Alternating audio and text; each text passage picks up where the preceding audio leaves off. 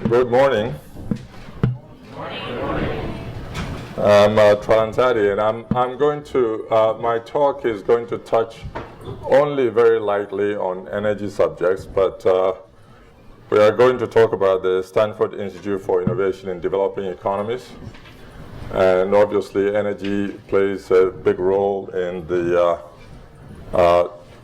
quest for alleviation of poverty. So we'll try to link that. What I understand is that I have about 15 minutes, and then we'll open it up for questions.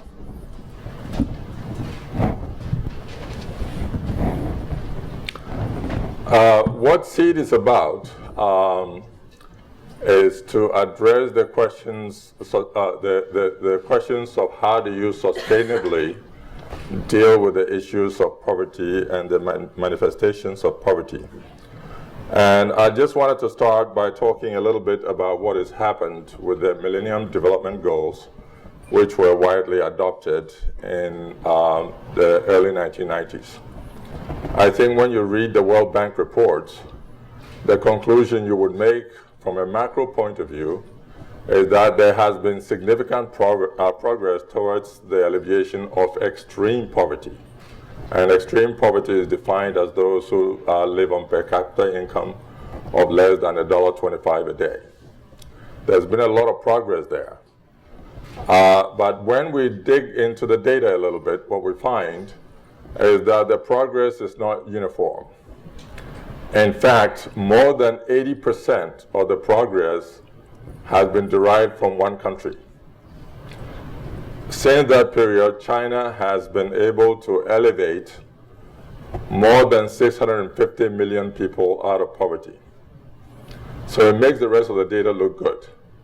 But when you go into different continents and different countries, you would see that the progress is very uneven. And we know that by 2015, we will still have more than 1 billion people on Earth who live on less than $1.25 a day. Sanitation is an even bigger problem. Water is a huge issue.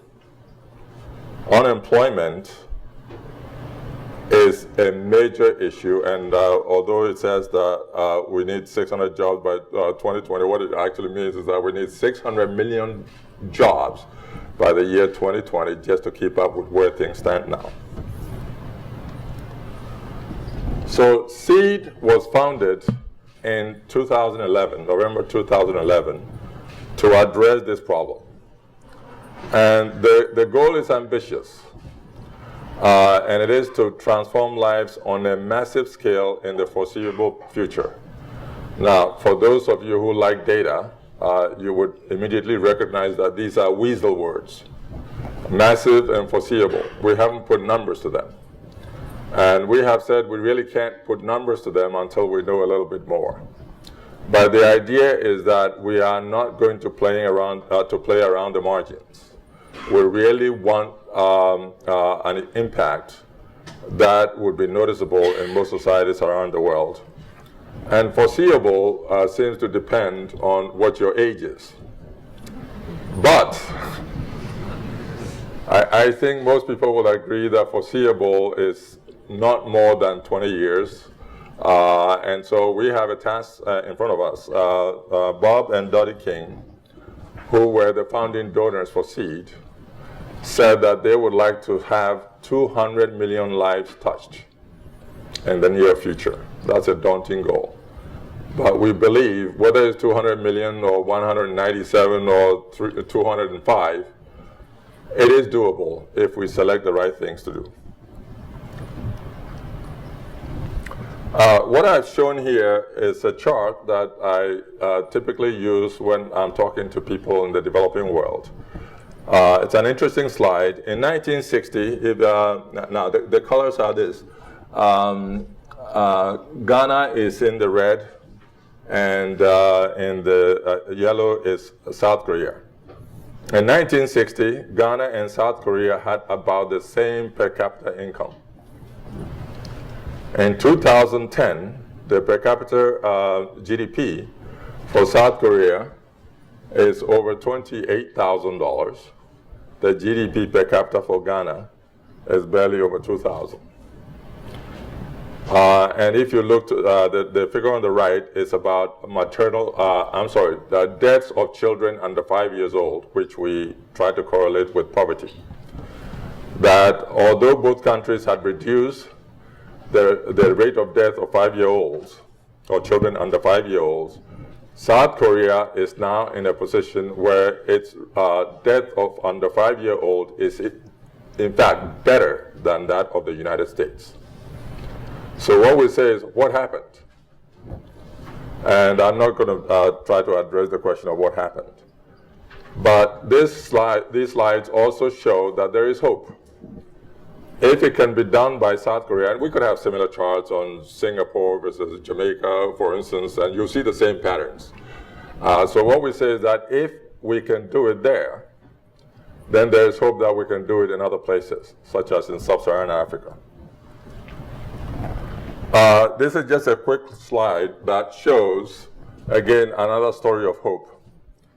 If you take, just in sub-Saharan Africa, if you take the 50 top companies and look at their average value, in East Africa is $340 million, the average corporate value of the top 50, on a population of 260 million people. In West Africa is 690 million. In Southern Africa, except outside of South Africa, is 170 million. But if you look at South Africa with a population base of 45 million, it's more than $8 billion, which is the average value of a top 50 company. So obviously, population alone is not sufficient. Something is happening. So what we are trying to do is to find out what's been happening.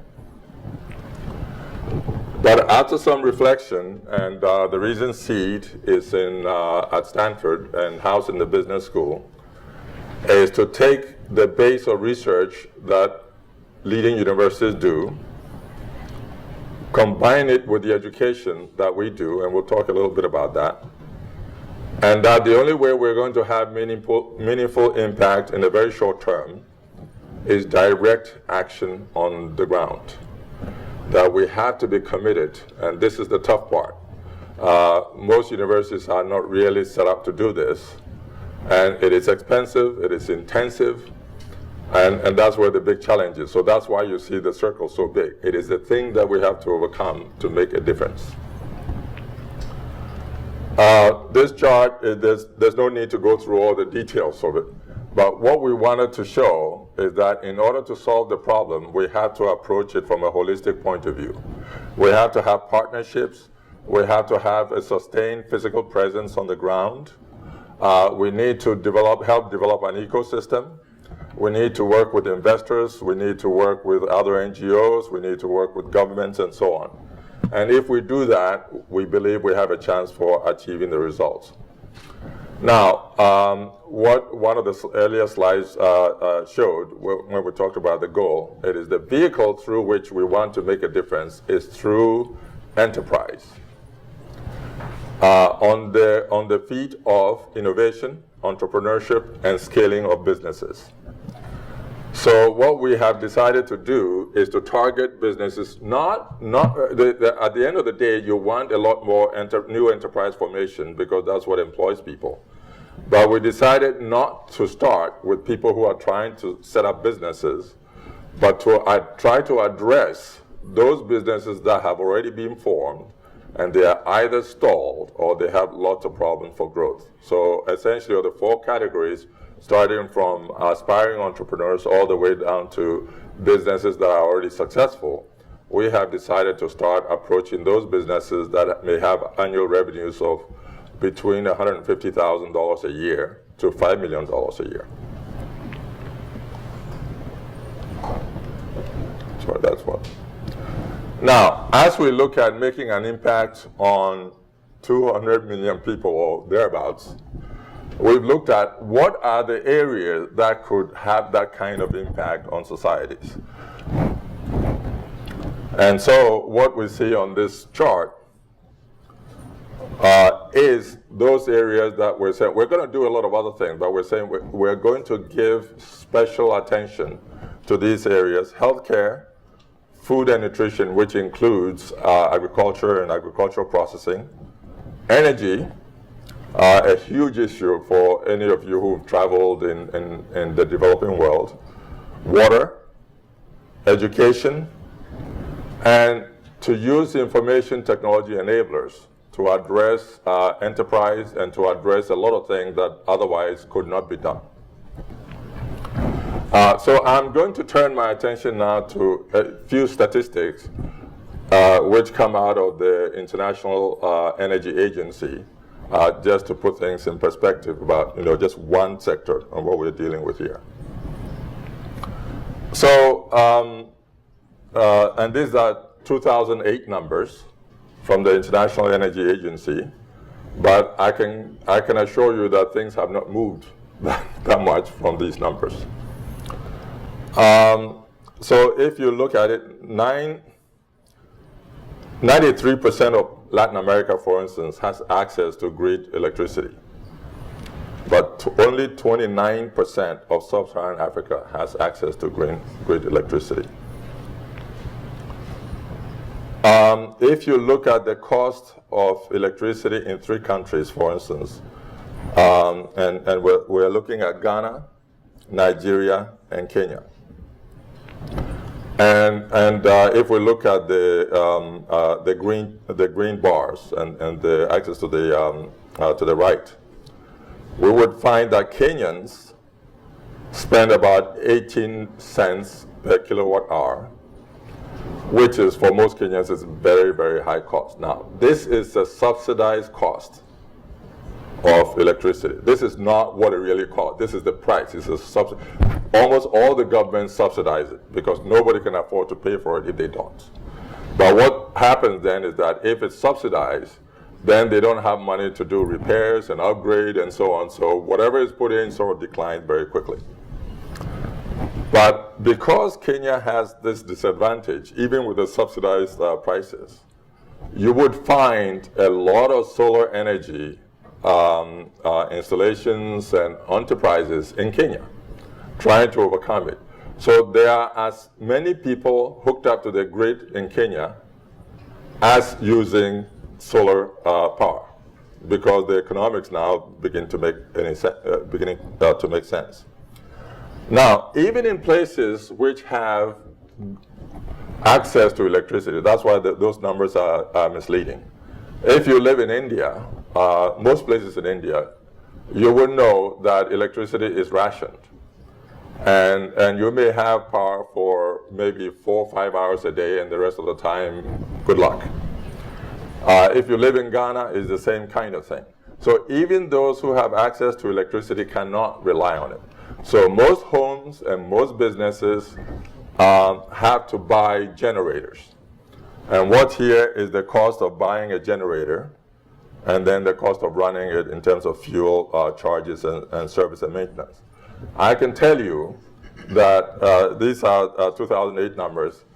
We just built a SEED innovation center in Ghana, and we had to buy generators, and they're a lot more expensive than what's shown here.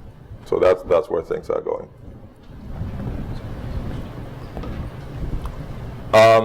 So what we are saying is that as for alternative energy sources, there's huge potential if you look just at sub-Saharan Africa, because there are very few switching costs. Nobody's connected, so you don't have to change from something to another. It's wide open. And one of the things we're hoping to do with the Precourt Institute is we've talked about setting up a test bed somewhere near our innovation center in Accra, as a way of looking at how you essentially test all these technologies and innovation that are sitting on shelves to see what we can apply to make a difference. We believe, because of population, the very sparsely populated areas, decentralized energy systems are actually better than grid power in many, many areas, especially if you want to reach rural communities. So we see opportunities in solar PV. We see opportunities in other areas. And sometimes water is related to if you have electrical power or not. So we are looking at all of these things in a holistic fashion. So having talked a little bit about the energy opportunity, I just want to talk a little bit about what we are doing to help build companies. And our mantra for these companies is that we want the companies to go through transformation so that they can build a lot of scale, hire more people, and especially the kind of people that we would like to look at. And so we did launch our first innovation center in Ghana on July 18. And we had faculty from here and a number of people from SEED go to Ghana. And we were able to train a bunch of companies that we're going to track for the next few years with the hope that they would grow rapidly, they would have access to finance, and then they would invite more people. I don't have enough time to go through the model of what we are doing, but we're starting from very customized training programs to very broad touch programs like online learning and so on as a way of building these companies. This is a picture of the SEED Center in Accra. This is a picture of some of the quote-unquote client companies undergoing our training. And then this is a diagram of how we think students can be involved, both because we have the center as a hub for participating with companies, and also to bring learning back to Stanford. The idea is to enhance our own capacity to address problems of the world while helping companies in the developing world achieve growth. So I am going to stop there for the moment because I think we're out of time, and then do the next one. Any questions?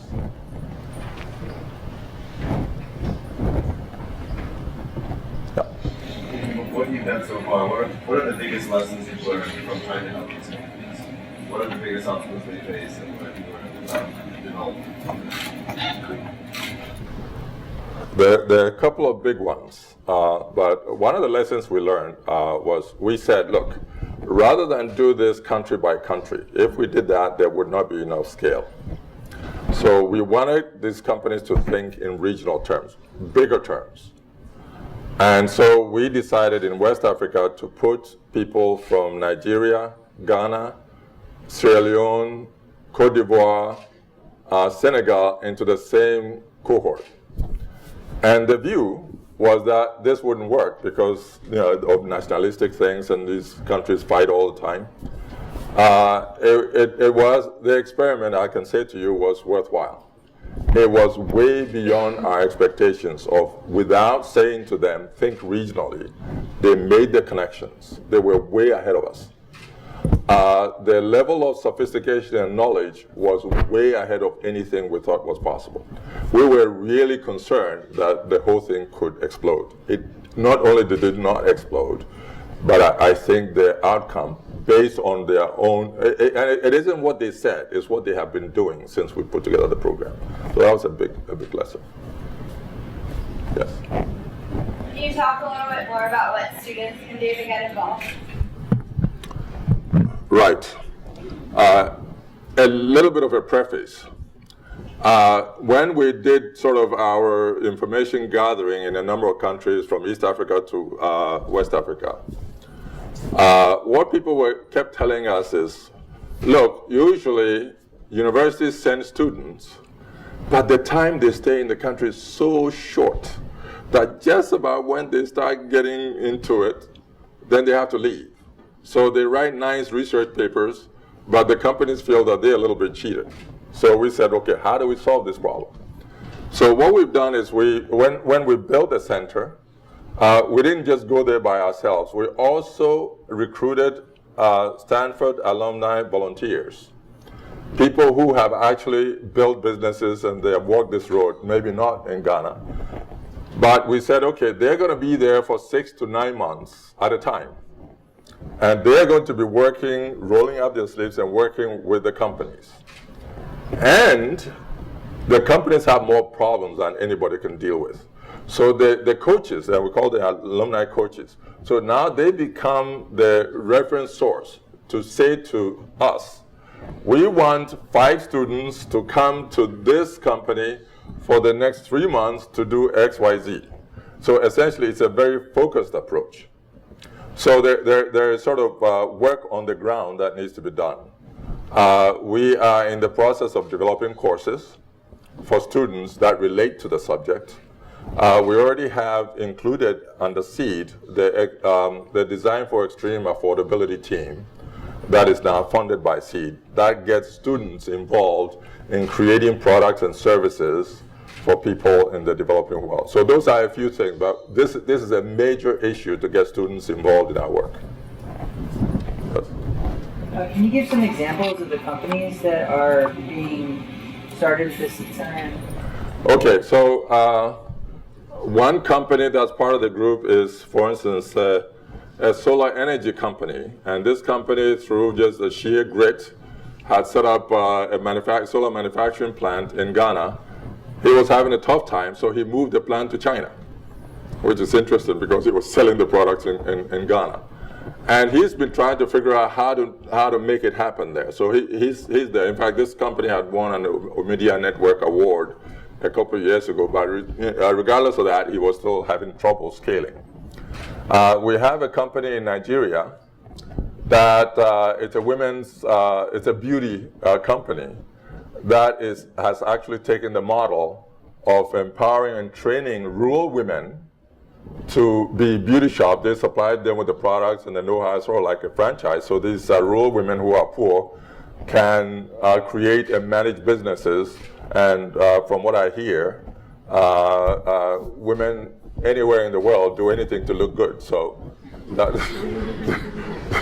that becomes an interesting model. But the business is growing. We're working with another company that is trying to be the Amazon.com of Nigeria. They've been in business for about a year. They've grown already to about $10 million. Then we have some water companies. We don't have any financial services companies right now, but it's a very broad array of companies. Can you speak a little bit about what training and resources that you found would be most beneficial to enterprises that you've interacted with, also in terms of business-oriented operation optimization? Okay. One of the things we've found most valuable is actually not a course. One of the things we found most valuable is a mindset shift. We recognized as we were talking to people, you go in and you say, well, you need to have better books, better accounting. And they're thinking in the backs of their heads, why should I bother? If I have a business that makes $2 million revenues and I do all of this and it makes 2.1, why should I bother? Nobody else around here does it. And if you say to most of the client companies, well, did you ever think your business could be 100 million? They'll look at you and say, you're crazy, it isn't going to happen. So one of the things we found useful to do is to paint a picture of how you get from 2 to 100. It's a mindset shift. And therefore, if you are excited by that vision, there's certain things that you would want to do. So that's one of the big things. Now, by the way, it's not uniform. So I've told this story, and probably not fair to both countries. But what I've said is that if you go to Ghana and you say to somebody, you have a $2 million business, we can in 5 years make it a $50 million business. Most of the entrepreneurs will say to you, that's not possible. It's not, don't even try. We can't get there. If I go to most of the entrepreneurs in Nigeria and I say, you have 2 million, we'll take it to 50 million, and tell them what they have to do, most people will say to me, you mean you want me to do all of that for only 50 million? And so you see these differences as you move from country to country. They're real distinctions that we have to deal with. But anyway, this mindset shift is one of the most valuable things that we thought we could offer. Yeah. Typically, what's the predicted timeline of these projects? So we launched, as I said, we launched the first one, the first cohort of 29 companies in July. So in 3 weeks, and what we did in July, we launched something that dealt with product and service innovations, supply chain innovations, and then what we call entrepreneurial and organizational leadership. And at the end of September, we are doing another module, 3-day intensive module on strategy and operations. And then in November, we are doing one on accounting and governance. And we're going to wrap up a cohort by next January. But the point is that it is in our interest to see them grow. So we're going to follow them so long as they're making progress. And we see that, because our purpose is to help these companies grow enough that they can hire more people and have economic impact. So long as they are on that path, we are with them. So, yes. What kind of impacts have you seen on development from the cell phone revolution in Africa? This widespread usage of cell phones over the last decade? Yeah, I think as many of you know, that's been a big boom of a business, especially in East Africa. And in fact, most innovations in using cell phones for banking are not coming from here, they're coming from Africa. And it's having an impact on agriculture and a whole bunch of other sectors of the economy. It's probably the thing that most entrepreneurs are engaged in more than anything else. I believe I'm out of time. I'm sorry about that.